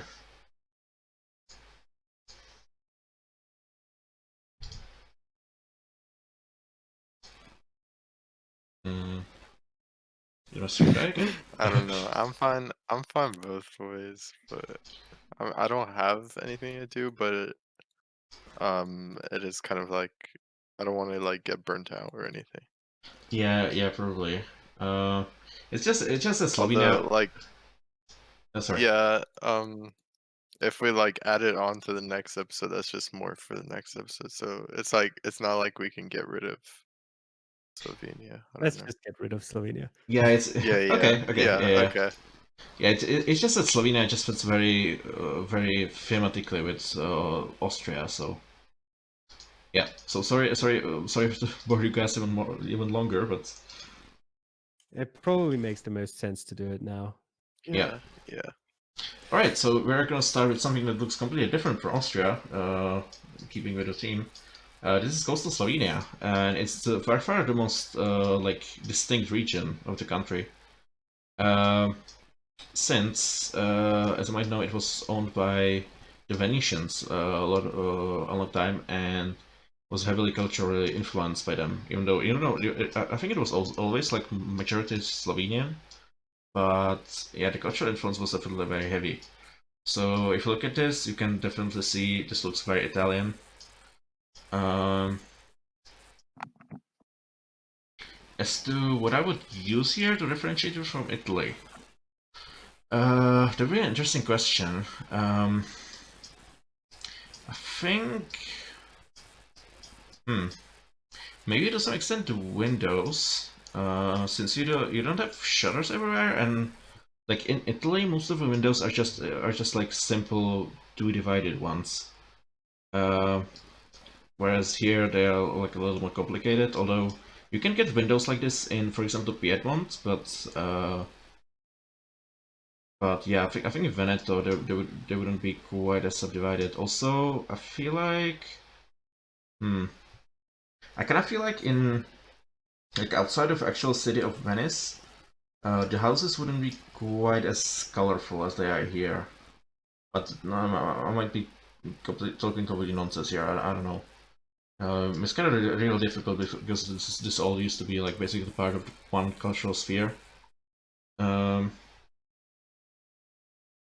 also, also Jakarta in chat said that the dessert house is called Casa Veneziana. So yeah, you have that Venetian connection there. Also, this is something I'm gonna leave for the Italy episode, but these kind of windows are very Venetian in style. So yeah, not really useful here, but it's gonna be useful later, I guess. Also, this house over here, you can see no shutters and kind of subdivided windows, so that would kind of tell you this is not Italy, really. Also, another hint that's not really useful that useful here, but it's gonna be maybe useful later, is this church tower, which is like a Venetian style campanile, so that's maybe gonna be useful later. But anyway, I think we can all agree that this looks very. It looks very Italian, and it looks very distinct from the sort of Central European style we're used to in Slovenia. Do you guys agree? Yeah, and as Jakarta said, if you move inside the city and just through all of those small streets, you kind of lose a lot of the color of the houses. Oh Almost yeah, I looks like guess. they only painted those ones because they wanted to present them in like the middle of the town, and everything else is just, yeah, a bit more bland. Yeah. Yeah, definitely. Norma says that reminds her of Venice. Yeah, definitely. This is, as I said, this used to be the Venetian sort of cultural sphere, so it looks very similar. You also see similar architecture in Istria, in Dalmatia, obviously in Veneto. So yeah. But as far as telling this apart from the rest of Slovenia, I think that's very easy. It just look Italian. uh, Tall, narrow houses, stone houses, shutters everywhere. Very bright, shallow roofs. I don't think that needs too much explaining, honestly. You've got a coast. Yeah, you've got a coast. Definitely, it looks very warm as well. Lots of cypress trees and vineyards and stuff. I don't know, is there something I'm forgetting, or... It's all that comes to mind for me. Yeah. Another nice finishing and vanilla. We're gonna get to that eventually. Anyway, I think we can move on to a coastal Slovenian village, which is gonna be a more rural version of what I talked about here. So yeah, you can see I have another Venetian cappella there. But anyway, if you look at the houses, you can see, again, very heavy Italian influence. Very bright red roofs, very shallow roofs, obviously built out of stone. You can see some exposed stone over here. Shutters everywhere, like absolutely everywhere. What makes this stand out from like Italy proper to me would be that the houses themselves are quite small, whereas in Veneto, it's where this would be most similar to, they usually tend to be quite tall and quite big. Also, so yeah, these are a lot smaller than you expect in like Italy proper in this part of in this like sort of region. Also, they're kind of grayish, whereas in Italy they would be either white or just exposed stone. I feel like. I don't know. If you guys got this in like an NPC, what would you say would make you guess Slovenia rather than Italy, or vice versa? I have to admit, I always forget about Slovenia and not moving things. It's difficult to say. The houses look a bit more run down than I would usually expect from Italy, but I might be biased here. I don't know. Yeah, northern Italy I for sure. just, Sorry. I don't know, like I could definitely see this being Croatia just based off of my knowledge, like especially on that peninsula. I forget what it's called. It's like Istria. Istria. Yeah, Istria. Yeah, it just kind of reminds me of those houses over there. So I don't know. That's Oh, like the two countries I would probably be debating against. yeah. I can definitely see the confusion in Istria. That would be definitely tricky to tell apart since, yeah, once again, this used to be one country. So all used to be Austria and before it all used to be Venice. So there's no really like big differences there. I guess you would kind of have to rely on the meta and stuff because I think Istria is all shot in the fall. So yeah, if you go further south, yeah, if you go further south in Croatia, in Dalmatia, you get a much more distinct look where the houses are made of this very distinct looking white stone and they have white shutters and all that stuff. Like southern Dalmatia is pretty distinct from this, but Istria, I don't know. I can definitely see that tripping up myself and basically everybody. So yeah. Mm-hmm. Mm. Silly but metagaming, shake my head. oh my god, I'm sorry. I will play 10 rounds of FX Army World in Penance. Okay. Yeah, I think we can move on to what we usually think about is Slovenia. Here I have a typical Slovenian farmhouse. It's sort of in the Alpine region of Slovenia, and we can definitely see that. Yeah, so we have all those elements we mentioned as Alpine. So we have those massive balconies, we have those wooden elements, we have like very tall peaks. Yeah, wooden elements everywhere. You can see that in the house over there as well. But also we can definitely see differences from the Austrian and Swiss ones that we saw. First of all, these are a lot smaller. There's not nearly as massive as those giant Terrarium farmhouses that we saw. Also, I think there's like a lot less woodwork. It feels like they're usually just either balconies or like the roof peaks and stuff. It's not like half of the entire house is made of wood like we saw in Tyrol. And also the windows are different. First of all, I think they're larger, and second of all, yeah, just I don't know if I can go closer to that. I don't think so. But if you look at that balcony over there, with that like sort of French window at one side and the Euro window on the other side, it's kind of like a very typical window shape in the Balkans in general, and you see that a lot in Slovenia as well. Whereas in Austria, you would generally like see like either smaller, like more divided traditional windows, or like really big, like doubly divided windows. Here's kind of both. It's like small windows, but also these like really weird kind of French windows. Not really subdivided. I don't know. What do you guys think? What would make this stand apart from like Austria for you? The thing I noticed the most while I was walking around a bit was that like none of the entrances to the houses are facing towards the street. Like almost all of them, you have to sort of go around a bit to get inside the house. Oh, interesting. Yeah, that's definitely interesting. Yeah.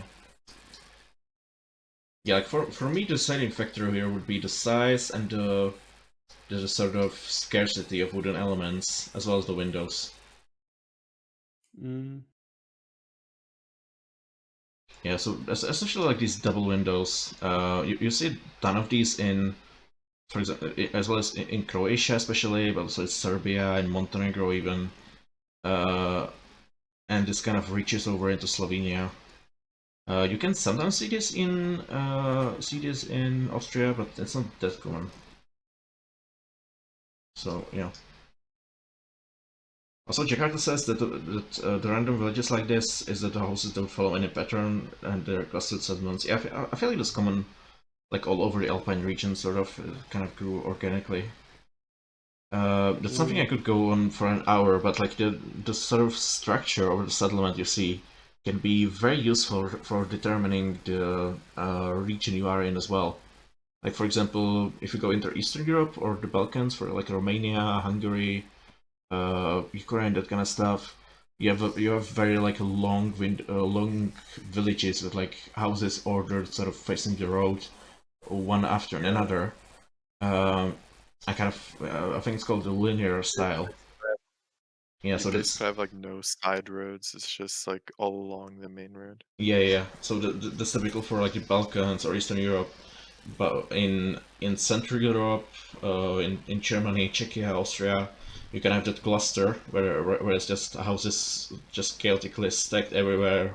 They kind of grew organically.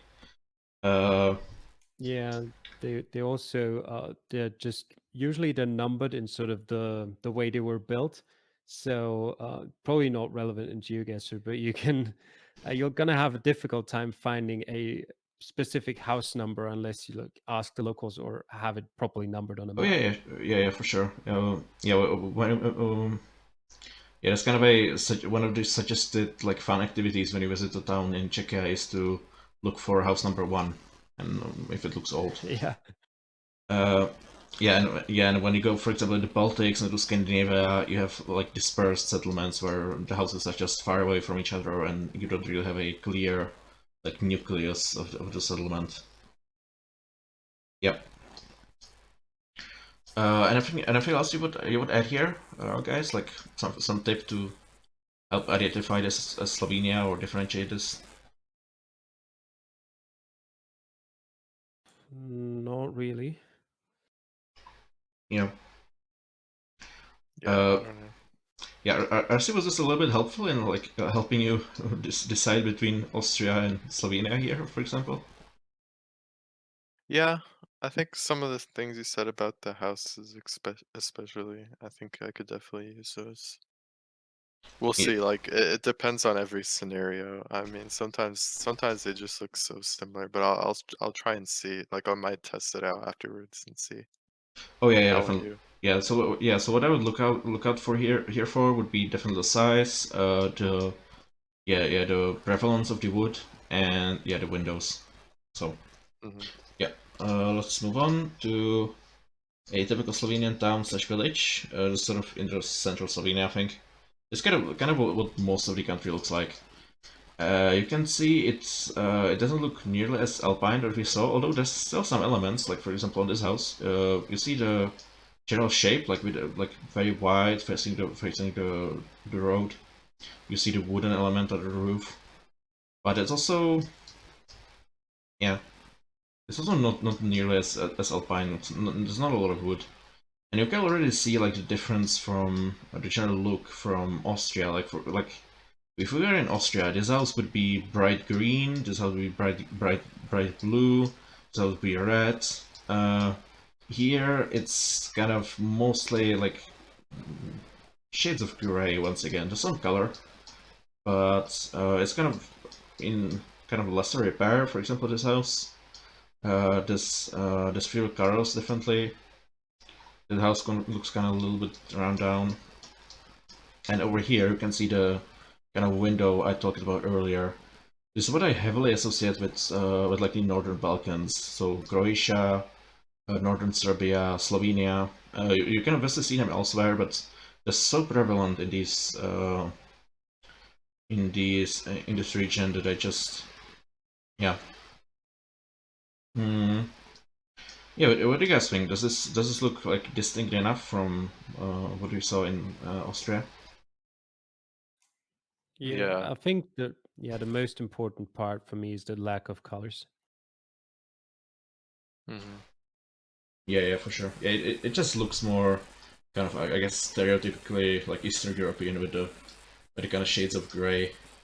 I think Slovenia is a lot better than in that front than most of the rest of like the post-Soviet countries, but it's still like visible when comparing it to like Austria. So yeah, I would definitely remember this window since it's like I wouldn't rely on it like as like a blind guess, but it's definitely if you see more than one of these on like several houses, it's a good tip you might be in the Northern Balkans. So yeah. And I think also one more thing I want to notice is this roof shape that we saw in Carinthia on that Carinthian farmhouse. You said it a ton in Slovenia, especially on small houses like this. So you also wanted to point it out. I don't know. Anything else you want to add here, guys, or ask about, or add? Nope. There's like this one shed that's like completely made of wood. I feel like I see those a lot in Oh yeah. Slovenia. Yeah, definitely. Yeah, as I said, there's some wooden elements of owing back to that Alpine proximity, but it's less than in Austria, I would say. Yeah. Also, Jakarta says that a lot of houses have like a lower segment that's a different color than the rest of the house, which is true. Like you can see it here. I don't know if that really is common in Austria. Maybe Calamity, you can comment on that. I think it kind of depends on the region you're in. You can see it, but I'd have to look more into it to really give a definite answer. Yeah, I feel like it's pretty common in Czechia, so I don't think it's a really distinct clue, but it can help you, I guess, from when deciding between like Austria or Slovenia. So yeah, anything else you want to add here, guys? Nothing from me. Okay, so I think we can move on to an Eastern Slovenian village, which is another pretty distinct region, I think, within Slovenia.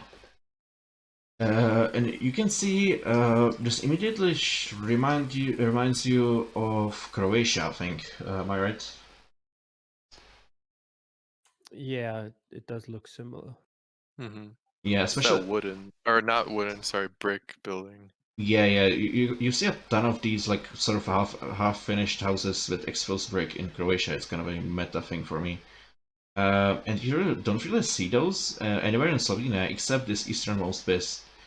It's called I think Predmurje. I think Jakarta might know more about this.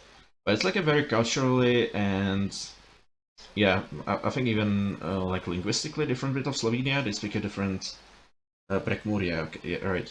they speak a different dialect that most Slovenians don't really understand. It's like it's like a lot more similar to Croatia and Hungary than Austria, like the rest of Slovenia. So yeah, also as you might notice here, the structure of the settlement that I talked about is different. You have these houses just facing the road one after another. There's no real side streets or anything. If I continue down this road, it's just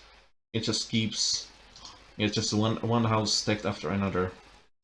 Whereas in the previous rounds we saw, the houses are just sort of clustered together. I think that this is just kind of owing to the kind of landscape because this is very flat, which is also another reason why it's very distinct. But it doesn't really have to do with architecture, so I didn't really mention that.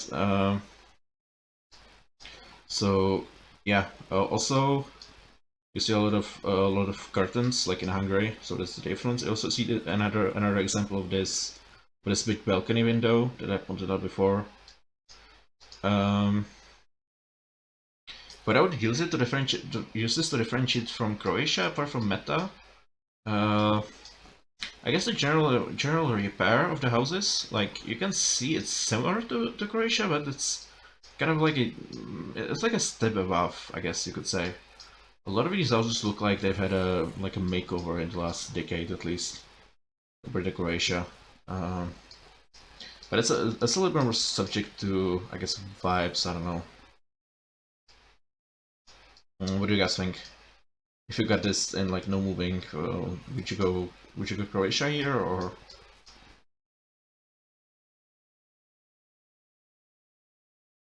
If the bollards weren't there, Oh, yeah. I feel like I would still go Croatia or Slovenia. I think there's like some elements that just kind of make me lean towards Slovenia.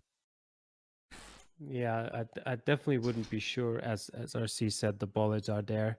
Yeah. Without those, yeah, it's still, it definitely feels. If I were to go Croatia, I'd definitely go in sort of the northern edge of it. But yeah, it's hard to differentiate like the eastern part of Slovenia and sort of that area of Croatia. Yeah, yeah, but I think it also can be useful like for differentiating within Croatia if you're going for like within Croatia, within Slovenia, if you're going for like an NMBZ high record and stuff like that. Yeah, so if you see like a village with like a structure like this with like this exposed brick, kind of poor looking, very flat, it's gonna be like the easternmost part, which can be useful. Also, yeah, I keep coming back to those windows, but they're just so distinctly like Northern Balkans to me. Yeah, and also the sort of curtains here. Those are like kind of a Hungarian thing. I feel like you don't really see those a lot in the more hilly parts of Slovenia because I guess it's more cold there. So the windows tend to be a bit smaller.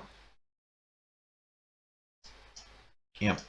Also look at this pole. Did they fish this out of the river or what is this?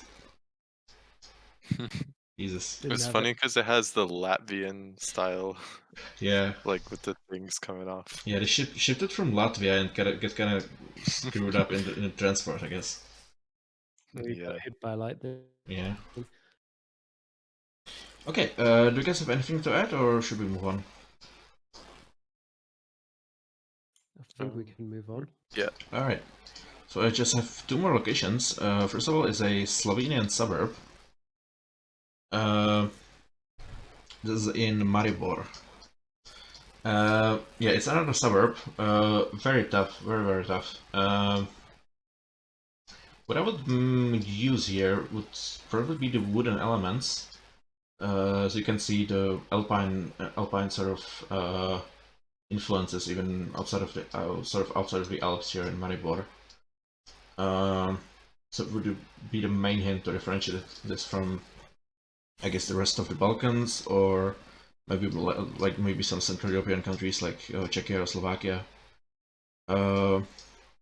Also, I feel like in comparison to like again Czechia, Slovakia, the house shapes tend to be a little bit more wacky. I feel like a Czech suburb like this would have like very straight facades, maybe with some balconies and stuff, but this house is kind of all like weird.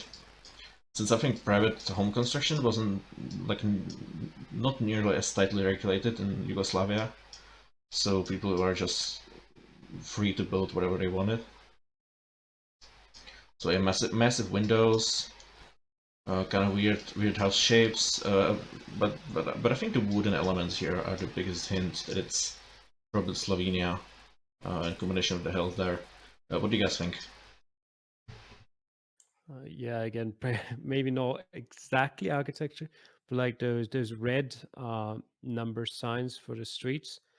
Um, I'm not quite sure if they're unique to Slovenia. I don't I think think I've been so. confused by them before. But yeah, it also feels like maybe if you were saying before, like if you were going to go either like Central Europe or Balkans, I'd say I tend to go more towards Central Europe here. So I'd have to differentiate that rather than trying to decide between Slovenia or Croatia or anything like that.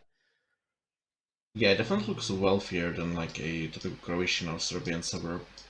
Yeah. Yeah, as I said, what I would use for differentiate this from like Czechia or Slovakia would be definitely the house shapes. It's just very wacky, as I said. Also, there's a lot more greenery, I feel like. Um, yeah, it's not as gray, I think. There's a lot of whites and like I know yellows. There's a lot of kind of light grays in Central Europe. But I think once again the deal breaker for me would be the wooden elements. Like you wouldn't really see random wooden claddings like this on more than one house on one street. I feel like in a random Czech suburb. So that would definitely be the deal breaker for me. Oh yeah, and as for those house numbers, maybe like a specific font is unique to Slovenian, but I've definitely seen those in certain Czech cities, so I don't think it's unique to Slovenia specifically. Yeah, they Yeah. kind of remind me of the Prague numbers. Oh yeah. Yeah. I don't know, do you guys see anything else interesting here or notable worth talking about? Not right now, no. Okay, Yeah. No. then we can move on to the final location that I've prepared, which is Slovenian Apartments. Yeah, so this is an apartment building in Ljubljana, and it's kind of a Yugoslav era apartment building, and I wanted to kind of show it off because of how different it is to like the stereotypical like Eastern European apartments you think of usually. So first of all, if it has a peaked roof, which you see very commonly actually in Slovenia. Uh, Second of all, it's like it's not panel, it's actually painted. And third of all, it just has the curtains all over, which again are very rare in like smaller which are very rare in like these smaller apartment buildings in other parts of Central Europe. I don't know. What do you guys think? I'm mostly just confused in how they can hang up their clothing to dry sort of outside their windows. That sort of seems very risky to me. I mean, it's kinda. I used to kind of live part time in an apartment, kind of in a building, a very similar building to this actually. You just sort of stick it out, you place your clothes there, and unless it's like super windy, they just don't fall like randomly fall off. You have to clip it there, but it's usually pretty safe. But yeah, if you drop it when you're taking it out, you have to run downstairs. That's just the downside. Yeah. Yeah. Maybe it's also like an Austrian thing where you wouldn't really want other people to see what sort of clothes you've got that you're currently washing. Yeah, I guess it's the Italian influence on Slovenians. Kind of just hanging it everywhere. Yeah, but do you guys agree that this looks like very distinctly different to the kind of apartments you would see like in Central Europe in the like other sort of post-communist countries? I think I've seen houses that look kind of similar to this in Austria before, um, but I couldn't say for sure right now. Yeah. Yeah, so compared, so if I were to compare this to, first of all, Central Europe, second of all, Austria. So in comparison to Central Europe, most houses like this wouldn't have like peaked roofs, and even if they did, they definitely wouldn't have like wooden underside like this. Second of all, they wouldn't have curtains like this. Definitely, the windows would probably be slightly different, especially this one. Again, I keep paying attention to this window shape, but it's just so distinct to me. Yeah, and they would probably be either like very gray, like a lot more gray than this, or painted like real bright colors. Whereas this is more neutral. And compared to Austria, it's definitely in worse repair than you would expect in Austria. And also the color is like a lot muter. So I feel like in Austria this would be first of all better repair, second of all like a brighter color. I don't know if you agree. Yeah, I used to live when I was a child in sort of an apartment block that looked a bit like this, but yeah, it was a bright yellow. So I guess you've got a point there. Yeah. Yeah, I don't know what else to point out here. RC, do you maybe have some experience from streets or something like that? Mm, not really. I honestly don't have much experience with Slovenian like apartment blocks.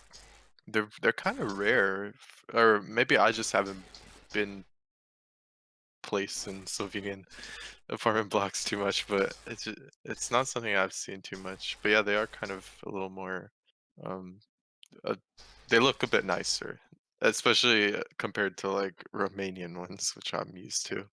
Oh yeah, yeah. They are pretty rare, but I just want to include this as like a kind of pointer when you Yeah. spawn in a city that it's yeah. I think even compared to like other former Yugoslavian areas like Croatia or Serbia, but they just wouldn't look like this. They wouldn't have these big peaked wooden roofs. They would be a lot bigger. They would have like more pronounced balconies. It would be like maybe like exposed concrete. I don't know. I feel like Slovenia is like halfway between like the former Yugoslavia and like Austria, and this is like one of the examples for it. Mm. Like it's not quite as nice as Austria, but it's a nicer than for example Croatia. So yeah, that's kind of what I wanted to express here. Yeah. Mm. Yeah, and that is the final location. So do you guys have any closing thoughts on Slovenia?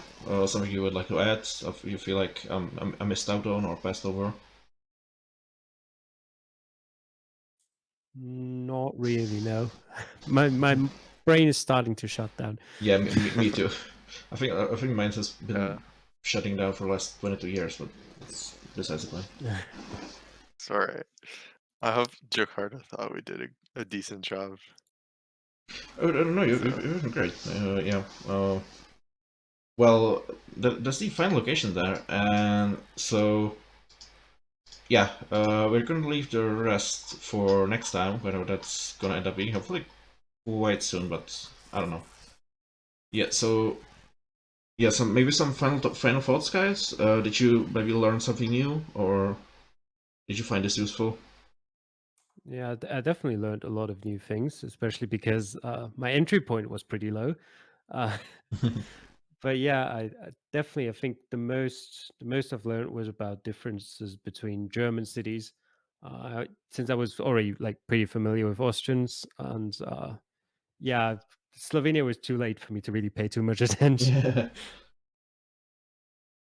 yeah, I agree with the I think hopefully like I can get better at differentiating German cities because I feel like Germany kind of is a place where you lose more points than you'd think, like just because you didn't go in the right city, and that could be like you could do a lot better. Like there's more potential if you just like know more about like the architecture.